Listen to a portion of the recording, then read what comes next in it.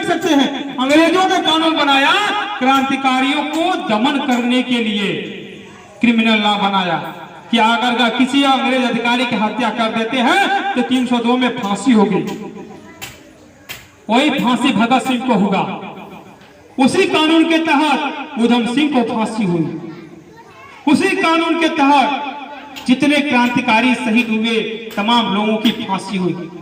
बिस्मिल्लाह जी की फांसी तो आपकी गोरखपुर में हुई थी।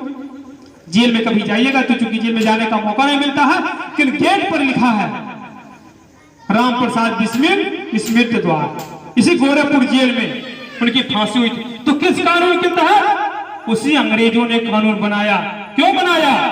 कि हथियार रखना जुर्म है। और जब संविधान बन रहा था तो सिखों ने आंदोलन किया, कहा नहीं, हमें कृपाण रखने का अधिकार होना चाहिए, हम तलवार रख के घूमेंगे। दुनिया इधर की उधर हो जाए, हम तलवार रख कर घूमेंगे। और उनको अधिकार दे दिया गया। आज एक सिख है तो वह हथियार लेकर घूमता है और आप हथियार लेकर घूम नहीं सकते। अब सोच लीजिए। और इसका जब 1860 में आईपीसी बनाया गया और 1857 की जब क्रांति हुई, बहादुर शाह जफर के नेतृत्व में दिल्ली पर अंग्रेजों के कब्जे से छुड़ा लिया गया। बहादुर शाह जफर को फिर से इस हिंदुस्तान का बादशाह घोषित किया गया। उसके बाद मेरे साथियों, यहाँ के राजाओं महाराजाओं ने यहाँ के क्रांतिकारी साथियों के साथ धोखा किया और सोते हुए क्रांतिकारियों पर हमला किया। बहादुर शाह जफर के बेटे को पकड़कर लोगों ने, अंग्रेजों ने कत्लेआम किया। बहादुर शाह जफर को पकड़कर रंगून जेल में भेज दिया, जहां उसकी घुट घुट कर मौत हुई। और जब 1857 की क्रांति में लाखों नहीं, पता नहीं कितने अंग्रेज मारे गए जिसकी कोई गिनती नहीं है। तब अंग्रेजों ने कहा, उस समय भी उनके दिमाग में आया कि अब एक ऐसा कानून और बना दो कि अब एकदम में हथियार लेकर घूम पाए। तो उसने बना दिया आर्म्स एक्ट, हथियार वाला कानून, कि अब एकदम में हथियार लेकर नहीं घूम सकते हैं। और अभी वो कानून चल रहा है, आर्म्स एक्ट चल रहा है। आप देखते होंगे आए दिन पेपर में निकलता होगा, कोई चाकू के साथ पकड़ा गया, कोई कट्टे के साथ पकड़ा गया, वह आर्म्स एक्ट में चलान होता है। तो मेरे साथियों, ये इतिहास है और उस इतिहास से इन महापुरुषों के लोगों ने गुजरा है, तब हमें ये आजादी मिली है। और ये वो आजादी नहीं है जो आजादी इस महापुरुष ने देखा था। ये वो आजादी नहीं है जिस आजादी को डॉक्टर अम्बेडकर देखना चाहते थे, लेकिन हमारे लोग इसी को अपनी आजादी समझ रहे हैं। तो अगर आप पूरी तरह से आजाद है तो आप गरीब कैसे भैया? आपको शिक्षा, सुरक्षा, सम्मान की व्यवस्था क्यों नहीं हो रही है? तो आप दोष देते किसको है? सरकार को।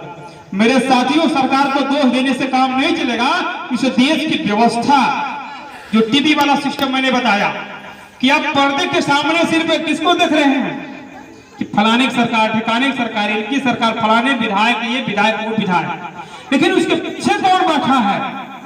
पैसा किसने लगाया सरकार को बनाने में? फाइनेंसर कौन है? डायरेक्टर कौन है? जो दिखाई नहीं देता है। और मेरे साथियों, वो पूंजीपति है। और पूंजीपति कौन है? आप जानते हैं, टाटा, बिरला, अंबानी, अडानी। इससे पूरे देश के मात्र 2% लोग ऐसे हैं, कम से कम 2 लाख लोग ऐसे हैं जो इस पूरी देश की धन संपदा, 98% पूरी धन संपदा सिर्फ 2% लोगों के पास है। 2 लाख लोगों के पास है पूरा रिकॉर्ड है। अब आप सोच लीजिए, डॉक्टर अम्बेडकर यही चाहते थे संविधान सभा में जाकर कि उत्पादन के जितने संसाधन हैं, जितने कल कारखाने हैं, जो बड़े बड़े पूंजीपति हैं, जो बड़े बड़े माल बनाते हैं, इन सबका राष्ट्रीयकरण कर दिया जाए। अगर राष्ट्रीयकरण हो जाता तो ना कोई मालिक होता, ना कोई मजदूर होता, ना कोई गरीब होता, ना कोई अमीर होता। फिर भी हम समझ रहे हैं कि हम आजादी के जीवन में जी रहे हैं। ये वो आजादी नहीं है जो डॉक्टर अम्बेडकर चाहते थे।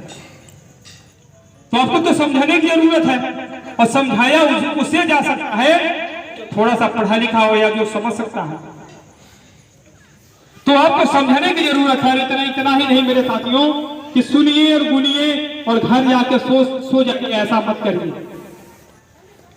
दिलों में जज्बात पैदा करिए, स्वाभिमान जगाने का प्रयास करिए, उस महापुरुषों को याद करने का प्रयास करिए कि किन परिस्थितियों में इन महापुरुषों ने हमें ये हक और अधिकार दिलाया, उसको हमको बचाना है।